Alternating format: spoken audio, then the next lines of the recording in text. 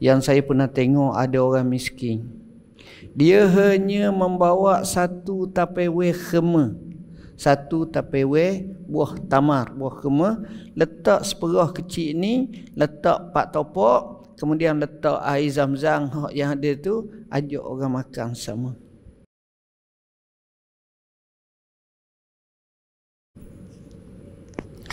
Assalamualaikum warahmatullahi wabarakatuh. Alhamdulillahi rabbil alamin, wal aqibatu lil muttaqin, wala udwana illa 'alal zalimin. Asyhadu an la ilaha illallah wahdahu la syarikalah, wa asyhadu anna sayyidana Muhammadan abduhu wa rasuluh. Allahumma salli wa sallim ala sayyidina Muhammad wa ala alihi wa sahbihi wa barik wa sallim, amma ba'd.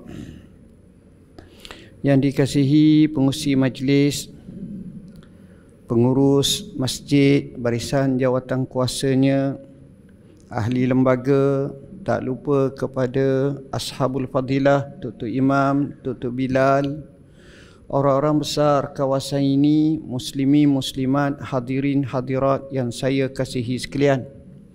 Alhamdulillah, kita rapatkan setinggi syukur pada Allah kerana pada malam ni, walaupun dalam keadaan dingin di akhir tahun yang baki hanya kurang 2 minggu, kita akan masuk tahun 2026, tapi alhamdulillah kita masih lagi dapat menempatkan diri kita ke masjid untuk kita solat maghrib, seterusnya mendengar pengajian, dan kita harap kita termasuk dalam hadis Nabi sallallahu alaihi wasallam, man salaka tariqan yaltamisu fihi ilman sahhalallahu lahu bihi tariqan ilal jannah. Barang siapa berjalan mencari secangkir ilmu, maka insya-Allah Allah akan mudahkan baginya jalan menuju ke syurga Allah.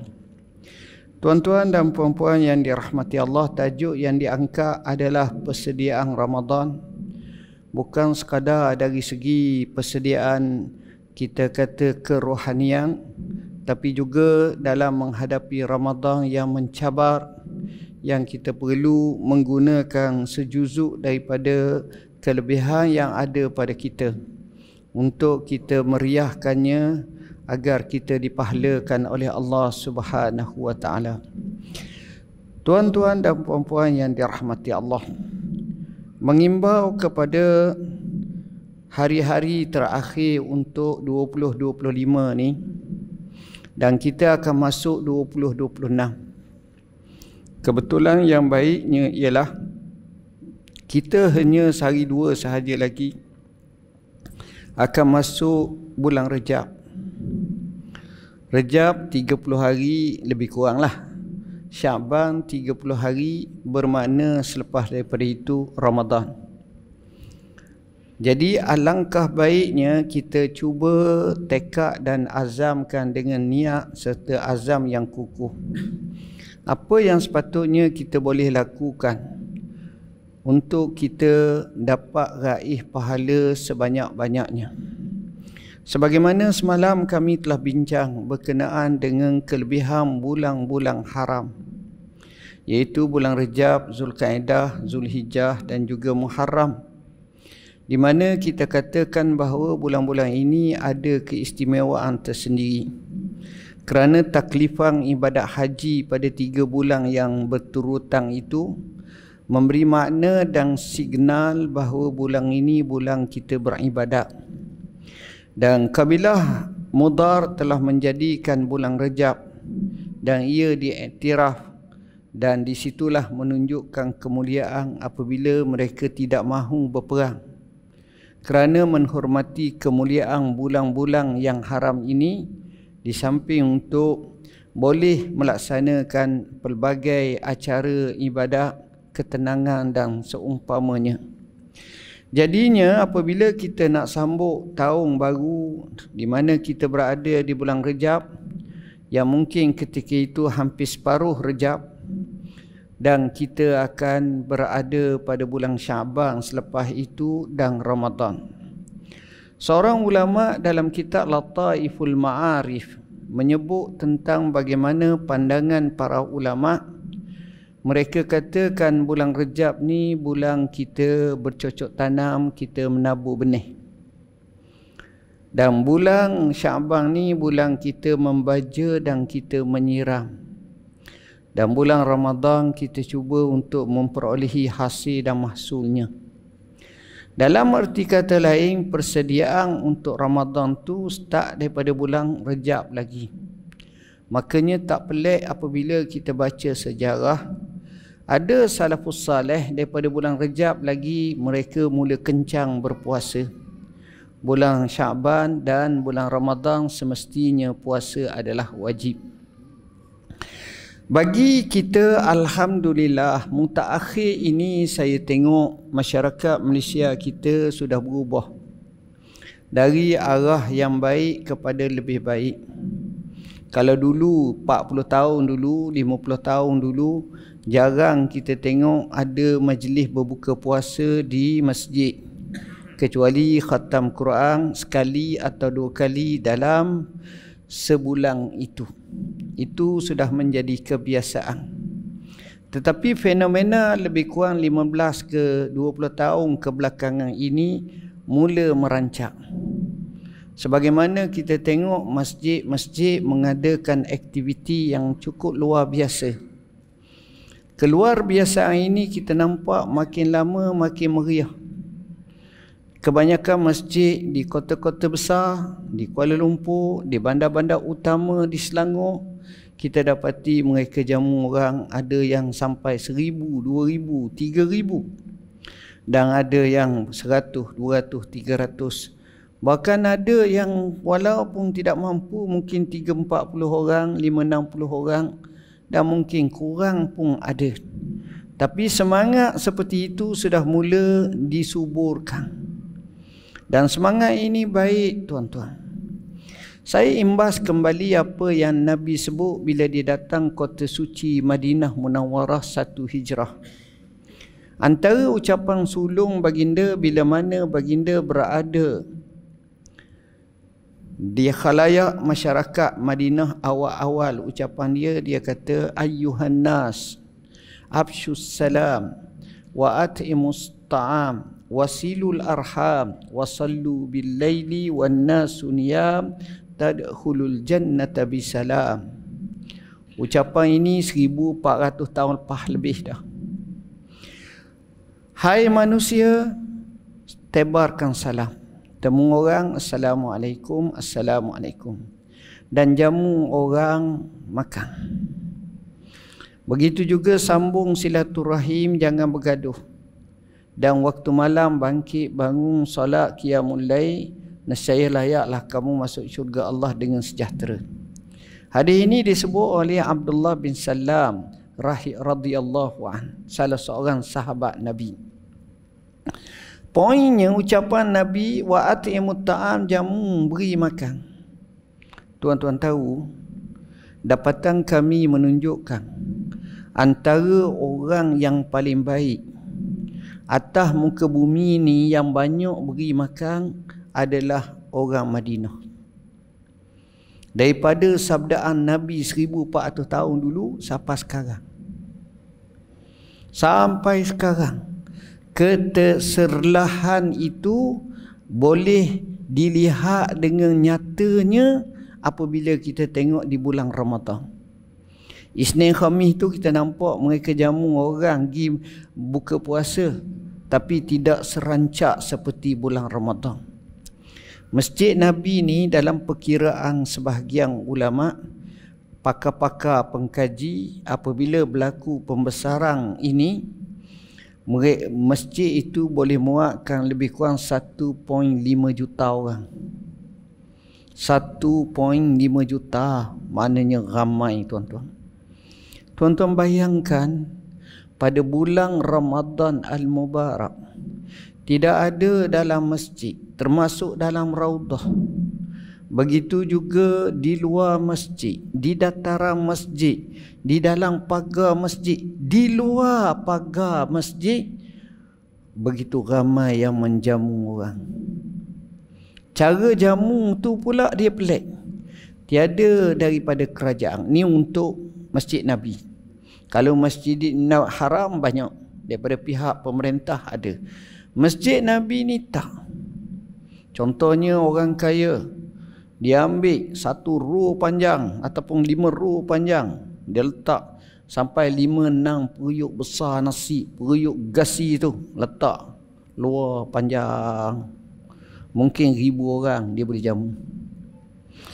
Orang-orang kaya, orang tak berapa kaya, dia pakat keluarga dia mungkin 1 row ni, mungkin 2 row, mungkin. Yang saya pernah tengok ada orang miskin, dia hanya membawa 1 Tupperware khema, 1 Tupperware buah tamar, buah khema, letak seperah kecil ni, letak 4 topok, kemudian letak air zam-zam yang ada tu, ajak orang makan sama. Daripada sekaya-kaya manusia sampailah sekedana-kedana lah, maknanya orang miskin naknya sumbang, nak beri jamuan tu. Peristiwa ini menyebabkan kita rasa, ya Allah, hebatnya.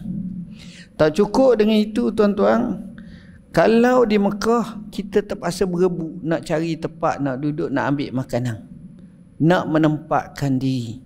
Kalau di Madinah kita ditarik suruh pergi kat dia. Kadang-kadang umpamanya dia suruh anak dia ataupun cucu dia hak kecil, hak umur 6 tahun tu, pergi pipin tangan kita suruh duduk. Cuma perut saya ni perut Melayu, tak naklah cari jenis buah khema, saya nak cari nasi juga.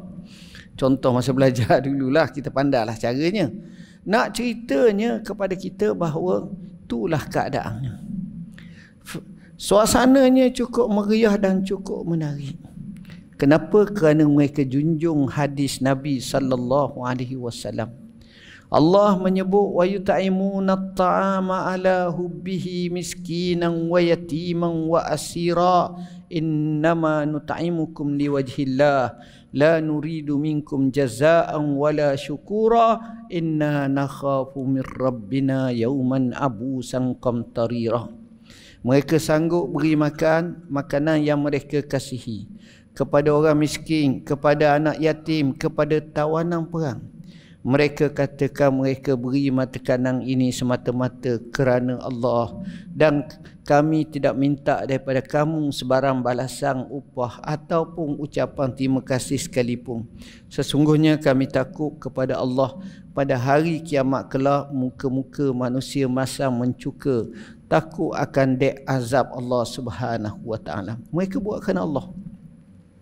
Jadi poin yang saya nak nyatakan di sini, anjuran yang dibuat oleh masjid pada malam ni ialah bagaimana kita nak dapat sedikit dana supaya kelancaran dan kemeriahan dalam aktiviti ibadat untuk kita ambil sempena Ramadan itu bagi saya adalah amat baik. Tuan-tuan dan puan-puan yang dirahmati Allah, saya akan lebarkan lagi perbincangan ini, cuma saya nak nyatakan begini. Ada beberapa poin yang akan kita sebut. Nombor 1, tuan-tuan, saya syorkan kalau tuan-tuan ada rezeki lebih, sebelum mati walaupun sekali, cubalah pergi buat umrah pada bulan Ramadan. Kalau ada rezeki lebih, cubalah sebelum mati walaupun sekali, pergilah buat umrah pada bulan Ramadan. Kenapa? Kerana Rasulullah sallallahu alaihi wasallam bersabda, umratun fi Ramadan ta'dilu hajjatan wa fi riwayatin hajjatan ma'i. Melaksanakan umrah pada bulan Ramadan sama seperti buat haji. Satu riwayat sama seperti buat haji bersama aku. Aku tu maknanya bersama Rasulullah. Tak ada dah nilai yang paling utama. Dalam riwayat Al-Bukhari ada kisah seorang perempuan mengadu kat Rasulullah di Madinah. Ya Rasulullah, hamba tak dapat nak buat haji bersama Rasulullah sebab suami hamba nak pergi Mekah buat haji. Kami pula ada menatang kena jaga, kena ni unta, kambing ni. Jadi kena jaga, kena beri makan ni. Suami nak pergi Mekah. Saya nak pergi sangat buat haji bersama Rasulullah. Rasulullah kata, kalau begitu kamu buatlah haji umrah di bulan Ramadan, sama seperti buat haji atau sama seperti buat haji bersamaku. Itu dari segi pahala, wajib haji tetap berlaku. Bukan kata maknanya haji tak wajib. Tak, wajib haji tetap wajib. Poinnya, bila kita tahu macam tu, kenapa? Kerana yang pertama sekali, kita nak dapat gandaan pahala. Tuan-tuan, ibadat Masjid Haram tu, satu solat seperti 100,000. 100,000 kalau kita sembahyang ni, kepala lutut ni cabut kok. Payahnya, lamanya nak suruh 100,000, siapa cakap? Itu pahalanya. Dan kata Al-Hasanul Basri, seorang ulama tabi'in yang suhu, dia kata, kalau itu berlaku, bermakna ibadat-ibadat lain pun sama. Kalau zikir dinilai 100,000, kalau sedekah dinilai 100,000, kalau belanja orang makan buka puasa dinilai 100,000. Semuanya digandakan di 100,000 kan pahala. Tidakkah ini satu peluang yang besar, satu keuntungan yang besar, satu kelebihan yang besar, dan patut kita buat macam tu. Di Madinah pula dapat 1,000 berbanding dengan solat tempat lain. Jadi gandaan-gandaan macam ini menyebabkan kita akan dapat banyak kelebihan. Nombor 2, bila kita pergi ke Mekah di bulan Ramadan sebagai contoh, kita akan belajar satu benda, namanya adanya orang-orang baik, adanya penyumbang-penyumbang, adanya kaki-kaki sedekah. Dan kita tengok bila mereka sedekah ni, seolah-olah mereka tak takut. Mereka tak takut apa-apa kerana mereka sedekah. Tuan-tuan, saya sebut keajaiban sedekah. Banyak kisah-kisah ajaib dalam sedekah. Dan bukan masalah ajaib sahaja sedekah dengan kisah-kisah yang pelik, tapi saya nampak mereka ni ada yang sifatnya berlumba-lumba untuk sedekah. Mereka lah paling pemurah. Masya Allah. Cerita benar tuan-tuan, saya pergi ke Mekah. Sampai Madinah, saya bertemu dengan seorang antara orang yang kaya di Madinah. Kalau tuan-tuan tengok dia ni orang yang nampak humble, biasa je. Pakaian pun tak nampak lah pakai tie cekek tekok, pakai dengan kemah. Dah, biasa sungguh. Tapi kalau kaya dia, saya rasa $1 bilion tu rasa lebih rasa. Nak cerita kalau kaya dia tu, kaya sungguh, ya Allah. Bulan Ramadan, saya diberitakan di Masjid Nabi dia jamu, di Masjidil Haram dia jamu, di tempat rumah dia jamu, di Wadi Aqiq tu, di Riyadh dia jamu. Dan dia jamu ni bukan 3 orang tuan-tuan, kadang-kadang 1,000. Kasar main. Saya pernah pergi rumah dia punya dewan tu besar ni. Ni rumah lain, ni dewan. Tetamu dia kat 1,000. Hampir setiap malam, ada malam tertentu siapa. Allah, jamunya. Dan kerja tu selalu buat. Daripada situ kita belajar, ya Allah kata, kenapalah pemurah sangat mereka. Pelik. Bila saya jadi tetamu rumah dia tu, pagi tu beratus orang mari makan. Tengah hari beratus orang mari. Malam pun sama. Jamu Allah baiklah jom. Saki baki sabda Nabi tu, ada orang-orang macam ni. Bila kita tengok macam ni, kita kata, ya Allah, macam mana mereka ni? Allah bagi rezeki lempah ruah yang luar biasa. Tapi mereka jamu. Kita nak ambil percikan, bukan 1/10 tuan-tuan. Saya rasa tak boleh nak kias 1/10. Kalau boleh 1/juta juga. Dengan dia tu 1/juta je. Dengan punya ni. Seronok tengok. Masya Allah.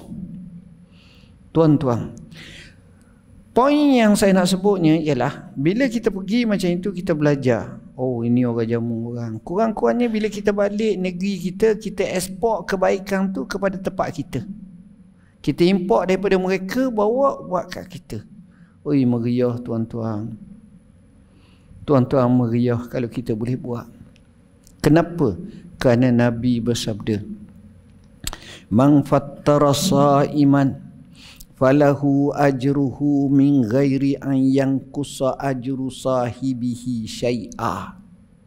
Barang siapa beri makan orang yang berbuka puasa, jamu orang buka puasa, maka pahala orang tu dia dapat dengan pahala orang tu tak kurang sikit pun.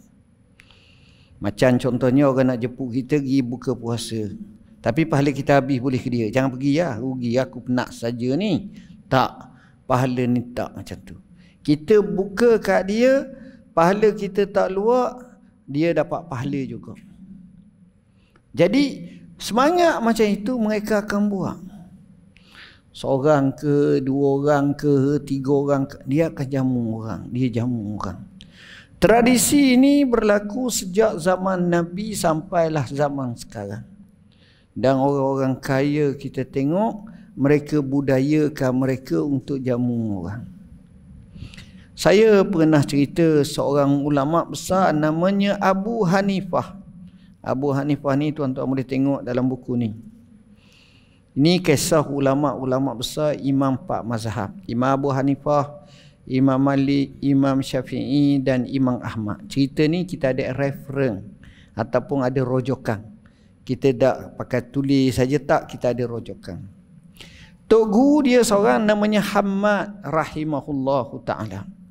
Kalau ada anak, beri nama anak ni nama Hammad. Nama Hammad ni sebenarnya bagus kalau kita tengok. Saya pun anak saya seorang, saya beri nama Hammad. Ni anak saya. Tapi salam terakhir, mati dah.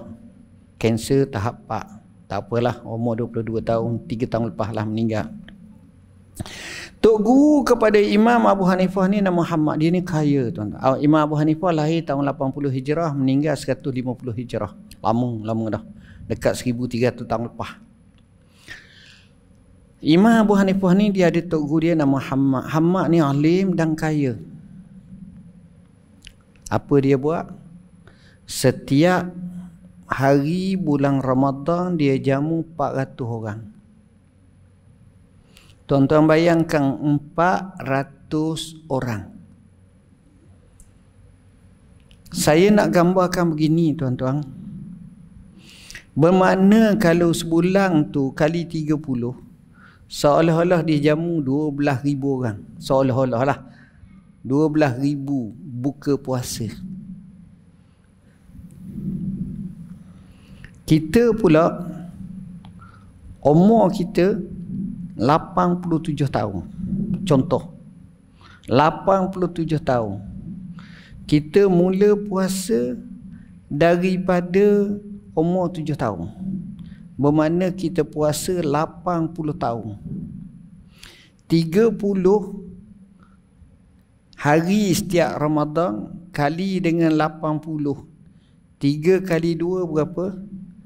3 kali 2 3 kali 8, 30 kali 8 maknanya keluar 24. Artinya 2,400 hari. Tuan-tuan,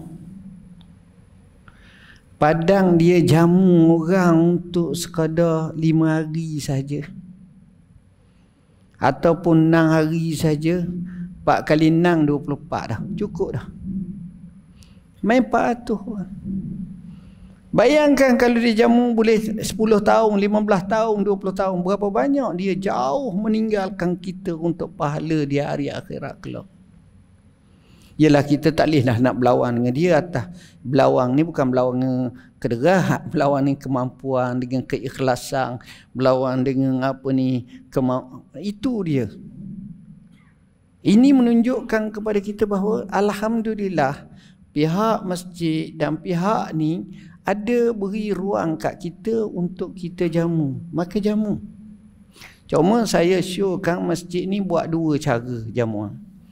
Satu, jamuan melalui berdasarkan kepada kolek. Ni, bagus. Nombor dua, buat jamuan berdasarkan kepada potluck. Siapa dia nak mari ni cuma maklum je. Jadi maklum ni penting juga, tak nak bazir. Tapi setakat ni jarang makanan bazir ni zaman sekarang. Tapi tu bagus. Jadi meriah tu, kita jamu tu, yang ni penting. Kenapa saya kata jamu di masjid ni bagus? Nombor satu, kalau mereka datang sekeluarga, sekurang-kurangnya mereka jaga sembahyang maghrib. Mereka boleh buat berjemaah. Dan mungkin mereka pun sudah makan, sudah sembahyang maghrib. Kalau rasa nak balik sekejap, hak dekat-dekat boleh balik. Mungkin delaykan sembahyang isyak dalam pukul 9 sebagai contoh, sekaligus dengan tu boleh buat contoh. Ikut kesesuaian tempat lah. Saya tak nak ajak tempat ni. Atas macam-macam. Maknanya yang pentingnya kita dapat hidupkan. Kita imarahkan masjid. Anak-anak cara dia lah, dia berlari. Tu anak yang kita tak nak orang tua berlari. Tu kita takut pakat berlari. Kita cemas juga. Tapi kalau budak tak berlari, duduk susah kita hati. Mari budak duduk depan ni semua seteri. Allah kata. Macam nak take over imam, nak take over ni. Pelik kita tengok. Jadi poin yang pertama, bila saya sebut macam tu, kita nak macam ni. Yang kedua, kita juga cuba nak merancang. Di masjid kita ni, berapa kali boleh khatam Quran. Mungkin kita galakkan khatam Quran. Khatam beramai-ramai, khatam seorang-seorang, khatam Quran. Ada banyak cara, tuan-tuan. Ada banyak cara untuk khatam Quran. Mungkin kita ambil pada hari Sabtu, hari Ahad, ataupun hari selepas pada tu tadarus. Mungkin ada satu cara lain, pihak pengusang boleh dengar apa ni, qari-qari yang baik ngaji. Tapi janganlah ngaji belagu. Ngaji belagu ni 4 tahun baru khatam. Nak tarik ni cara murattal, tartil ataupun hadar. Baca macam biasa. Bismillahirrahmanirrahim. Alif lam mim. Zalikal kitabu la raiba fihi hudal lil muttaqin. Bacaan banyak yang hadar, yang maknanya secara laju gini boleh tahan lah, bukan laju sangat. Jadi kalau duduk dengar suara ni, masing-masing buka ni, 3 juzuk sekat-sekat ni, kita dapat khatam semua Quran. Al-Imam Syafi'i rahimahullahu ta'ala, dia khatam Quran, tuan-tuan, setiap hari sekali. Bulan Ramadan dia khatam Quran setiap hari 2 kali. Setiap hari 2 kali, bukan 2 hari sekali. Tapi kita janganlah hari ni saya dengar daripada Ustaz Zul, saya nak lawan Imam Syafi'i. Demang kita je. Ngakak kita tak nak lawan dia. Tak payah lawan. Puak-puak ni kita boleh buat. Kita khatam cukup lah. Jangan lawan dengan puak-puak ni. Dengar hari ni jadi semangat lain macam. Kita tak nak macam tu. Cuma kita nak ikut sikit-sikit bab kata pujangga Arab, fatashabbahu illam takunu mislahum inna tashabbuha bil kirami falahu. Ini kita boleh buat. Jadi kita budayakan Quran ada. Hak ni khatam Quran, hak ni khatam Quran. Kenapa? Di sebalik khatam Quran ada satu perkara yang penting, namanya doa mustajab. Kat tangan. Doa mustajab. Tak mesti sekali je. Dengan cara yang kita kata tu, mungkin kita boleh buat sampai kena molek duduk ni lepas hari Jumaat, hari Sabtu, hari Ahad, pakat dengan ni, pakat duduk baca Quran, masing-masing buka semua. Ni baca, dia pun ikut semua. InsyaAllah kita pun terkhatam juga Quran. Berapa banyak dah cita-cita nak khatam Quran, tak khatam. Akhirnya penat gitu je. Letih gitu je. Jadi kita boleh buat macam tu, khatam Quran. Kita juga boleh buat umpamanya Qiyamul Lail. Di Mekah, di Madinah, Qiyamul Lail secara berjemaah ramai-ramai ni 10 akhir Ramadan. Itu dia buat sungguhlah. Kita boleh buat sama ada 10 akhir Ramadan ataupun hari Minggu ke. Nak semayang sendirilah. Buat Qiyamul Lail. Alhamdulillah. Bila kita boleh buat Qiyamul Lail ini, satu kelebihan bagi kita. Buat tuan-tuan Qiyamul Lail. Ada masjid tu saya tertarik, dia buat solat tasbih benar. Solat tasbih. Kita nak subhanallah alhamdulillah, lambat payah kita nak main 300 kali ni. Tapi bila kita ikut ramai-ramai, kita boleh juga untuk buat solat tasbih. Saya sebut dalam buku ensiklopedia solat-solat sunat. Ini ada 17 jenis solat sunat, solat tarawih, solat witir, solat tahajud, solat tasbih, macam-macam solat ada. Kita boleh buat. Sebab kita nak meriahkan bulan Ramadan ni sebagai satu bulan kita buat betul. Kita bukan sekadar nak cakap dah, kita nak buat je. Kata orang masuk Ramadan tu start gear 5 lalu dah. Cuma orang Melayu ni silapnya, dia start gear 5, lepas tu dia turun gear dia makin slow. Di Malaysia kita ni mungkin dia fahaman dia Ramadan Lailatul Qadar tu malam 1 ke malam 3, 1 2 3 waktu dia penuh. Jadi malam akhir tu tak berapa nak penuh. Di Mekah Madinah 10 akhir tu puncak. Tahun lepas saya pergi, mereka cerita malam 27 tu orang semayang di Masjidil Haram lebih kurang dalam 3.5 juta orang. Ada seingatan saya pada 6 Ramadan begitulah kata silap, tawaf teramai sekali. Dalam satu masa tu lebih daripada 6 ke 700 ribu di tempat tawaf tu. Tak tahulah dalam bahasa Melayu kok, sadingnya akak muka nak napah dah rapat dah tepat tu. Tapi nak ceritanya kepada kita bahawa ada insan-insan di seluruh dunia, orang Malaysia pun ramai, yang begitu bersemangat. Tapi kita gelanggangkan tempat kita, maka di situ kita akan dapat semangat, suntikan semangat macam ini. InsyaAllah kita boleh. Tuan-tuan dan puan-puan yang dirahmati Allah, bulan Ramadan ni kita diajar untuk kita bersedekah. Bersedekah. Sedekah sekarang ni bagus sebab penggunaan tu bulan Ramadan untuk makan minum. Tapi bulan Ramadan sendiri pun kita sedekah juga. Kerana bila ditanya kepada Nabi SAW, ayu sadaqati afdal, apakah sedekah paling afdal? Nabi jawab, sadaqatun fi Ramadan, sedekah pada bulan Ramadan. Jadi apa kala kita sedekah? Sedekah.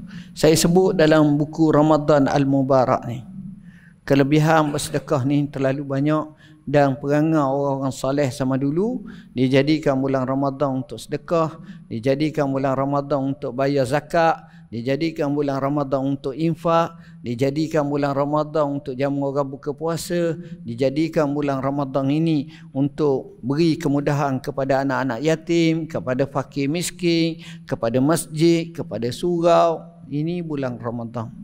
Jadi bulan Ramadan ni dipanggil mausimul khairat, musim kebaikan. Dan ni masuk waktu ni seminit. Bulan Ramadan tu macam tu, kita nak macam tu, biar kita buat betul-betul, kita guna betul-betul pada bulan Ramadan. insya-Allah kita kena buat macam tu. Kalau kita boleh buat sikit, cara sikit, insya-Allah. Ini kita nak sambut Ramadan. Kita tak nak sambut Ramadan dengan heba saja, rasa sedih, rasa feeling saja.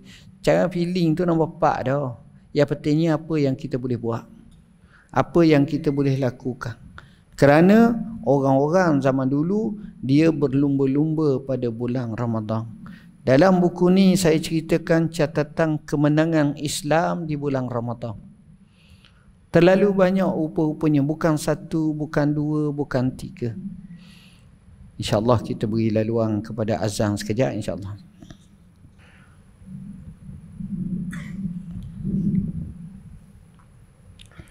Hadirin hadirat muslimin muslimat yang dirahmati Allah, saya minta izin 10 minit lagi ke 15 minit untuk saya khatamkan tajuk ni. Tuan-tuan dan puan-puan yang dirahmati Allah, antara perkara yang penting di bulan Ramadan ini adalah kita jadikan bulan Ramadan sebagai bulan Al-Quranul Karim. Kerana nuzulul Quran mengikut riwayat yang masyhur berlaku pada bulan Ramadan. Syahrul Ramadan allazi unzila fihi al-Quran. Bulan Ramadan diturunkan padanya Al-Quran. Kerana itu tuan-tuan, di antara para ulama zaman dulu, bahkan mutaakhir pun, bulan Ramadan ni dia baca Quran, hayati Al-Quran. Al-Imam Malik rahimahullah bila datang Ramadan, dia akan berkata, haza syahru kitabi rabbi. Ini adalah bulan kitab Tuhanku. Dan dia baca. Di Mesir tuan-tuan, menariknya di bulan Ramadan disiarkan setiap hari tafsirul Quran. Zaman dulu ada seorang ulama besar namanya Syekh Muhammad Mitwalli Asy-Sya'rawi. Syekh Muhammad Mitwalli Asy-Sya'rawi ni, dia ni antara jago dalam tafsirul Quran, meninggal dunia tahun 1998. Dalam usia dekat 90 tahun. Kelebihan dia bila dia tafsir Quran, orang ramai banyak yang dapat manfaat dan istifadah daripadanya. Allah jadikan dia ni cukup handal dalam tafsirul Quran. Syekh Muhammad Mitwalli Asy-Sya'rawi ni, dia mati, orang iring jenazah dia, semayang jenazah dia lebih daripada 1 juta orang. Kisah dia saya abadikan dalam buku Syekh Muhammad Mitwalli Asy-Sya'rawi. Poin yang saya nak sebutnya di sini ialah, kalau boleh dalam bulan Ramadan ini kita juga mula mendekatkan diri kita dengan Al-Quranul Karim. Bukan sekadar baca sahaja, cuba faham, cuba retikan makna dan tafsirnya, kita boleh tengok. Di bulan Ramadan ini juga kita kata sebagai bulan ilmu. Kerana Allah turunkan ayat Iqra' bismi rabbikal ladzi khalaq, 5 ayat pertama daripada surah Al-Alaq, cerita perihalkan tentang ilmu.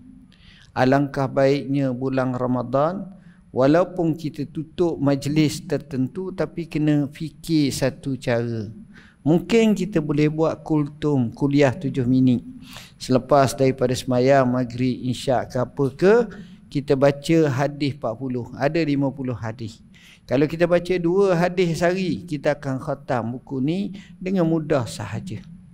Dan bulan Ramadan ini juga kalau boleh, kita kena tengok bahawa kita nak ikut Nabi, kalau boleh semangat Nabi itu kena wujudkan dalam kehidupan kita. Kita nak biar Nabi ni kita faham betul-betul.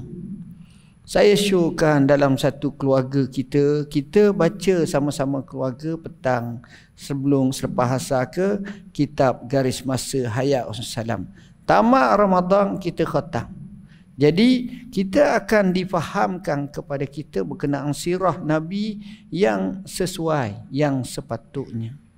Bulan Ramadan kita nak jaga hati kita. Hati kita ni biar bersih, biar selamat daripada sifat-sifat mazmumah. Al-Imamul Ghazali rahimahullah telah sebut dalam kitabnya Minhaj Al-Abidin ila Jannati Rabbil Alamin, yang mana kita ini amat sesuai dan kita terakhir Imam Ghazali sebelum beliau meninggal pada tahun 505 Hijrah.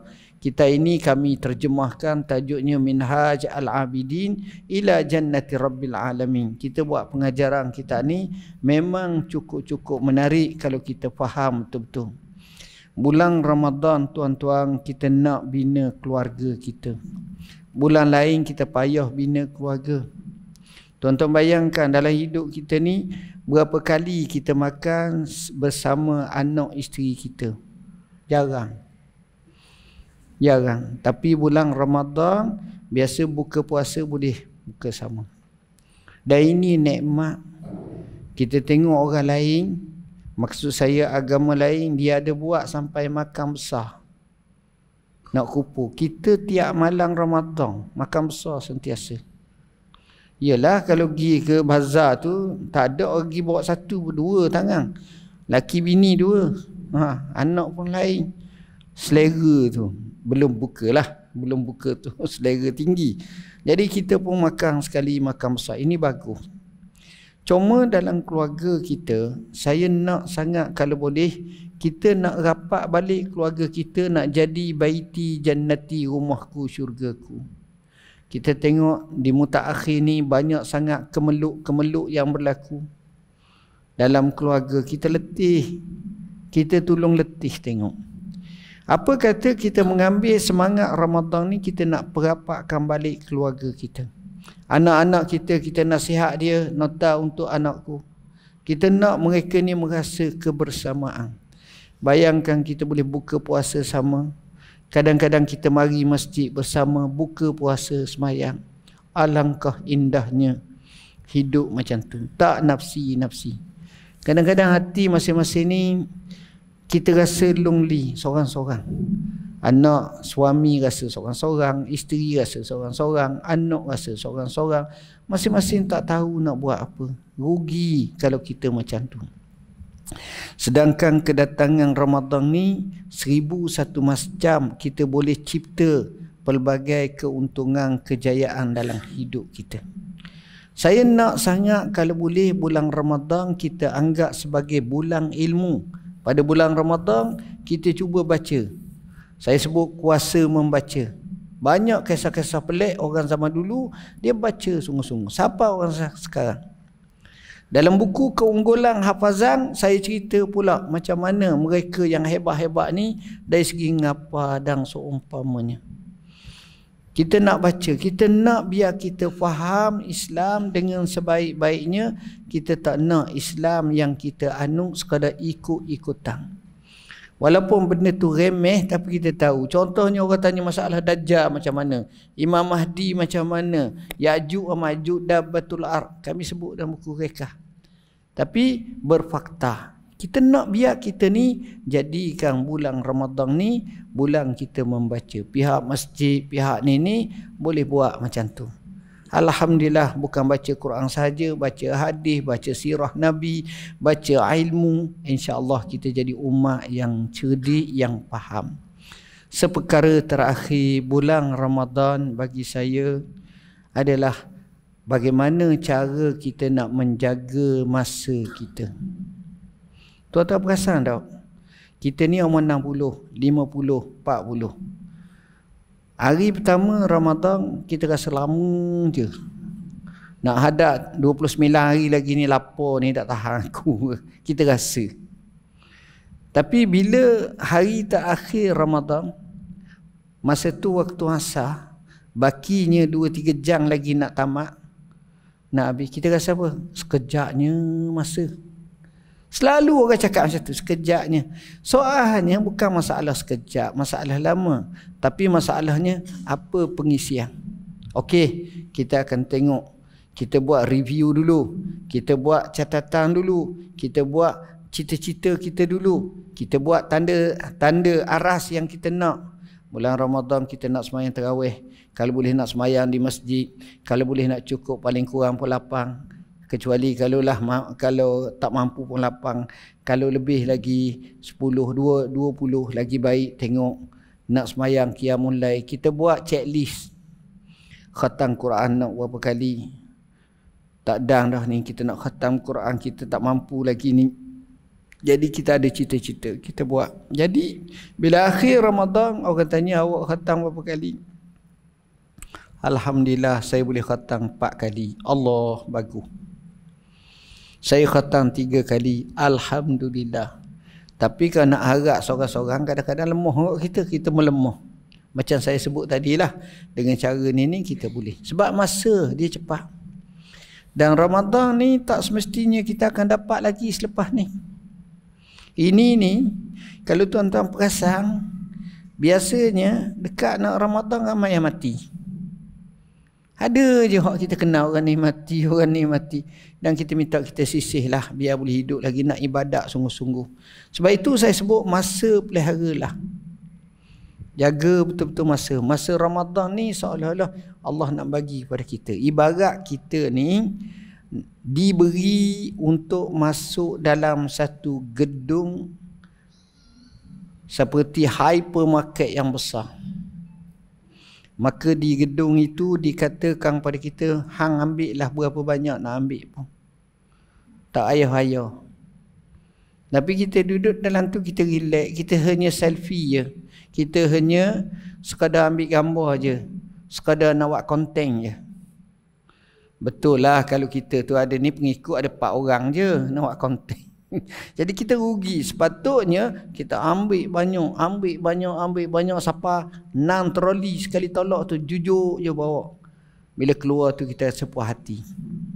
Sama juga dari segi ni bulan Ramadan kita nak pahala biar kita dapat banyak. Kerana itu anjuran masjid pada malam ni sebagai contoh kita derma, kita mula tekad. Saya nak derma. Dan bermula daripada Rejab ni sampai Ramadan, dan dalam Ramadan saya nak istiqamah RM2 sehari, RM5 sehari, RM10 sehari, kadar kemampuan saya. Kita buat je. Macam saya kata tadi, kalaulah kita dapat belanja, tahun lepas kita boleh jamu orang 10 orang. Tahun ni kurang-kurang kita dapat 20. Kita ada peningkatan 30, 40. Ini aset-aset tambahan untuk kita bagi melengkapkan kebaikan kita, kebajikan kita. Ini yang kita nak. Bila kita boleh buat macam tu, kalau boleh biar cabangan pahala saham akhirat kita ni bukan datang dari satu arah. Bukan dengan sebab kita zikir sahaja, dan bukan dengan sebab baca Quran sahaja, bukan dengan sebab kuat semayang sahaja, tapi dari segi infak, dari segi sedekah, dari segi yang lain juga kita boleh buat dengan sungguh-sungguh. Kalau kita boleh buat, insya-Allah, jadikanlah masjid ini sebagai gelanggang untuk kita raih pahala di hari akhirat kelak, dan kita berusaha dengan bersungguh-sungguh. Dan akhir sekali, kita kena belajar dari segi ilmu, dan kita faham kita nak sambut Ramadan. Saya syurkan supaya tengok dalam apps kami Al-Inarah, kita jawab lebih daripada 10,000 soalan. Termasuk bab puasa, bab apa-apa, boleh taip, boleh tengok, insya-Allah mudah-mudahan membantu untuk kita faham tentang agama kita. Saya rasa sekadar itulah yang dapat saya sampaikan. Mohon maaf bahasa yang saya guna tidak sesuai dengan khalayak sini. Aqulu qauli hadza wa astaghfirullahal azim li wa lakum. Bismillahirrahmanirrahim. Allahumma faqihna fid din, alimna ta'wil. Allahumma ja'alna minal ladzina yastami'una al-qawla fayattabi'una ahsanah. Allahumma ya Allah barik lana fi Rajab wa barik lana fi Sya'ban wa ballighna Ramadan. Rabbana alaika tawakkalna wa ilaika anabna wa ilaikal masir. Rabbana atina fid dunya hasanah fil akhirati hasanah wa qina azabannar. Wa sallallahu ala sayyidina Muhammadin wa ala alihi wa sahbihi wasallam. Walhamdulillahi rabbil alamin. Wassalamu alaikum warahmatullahi wabarakatuh.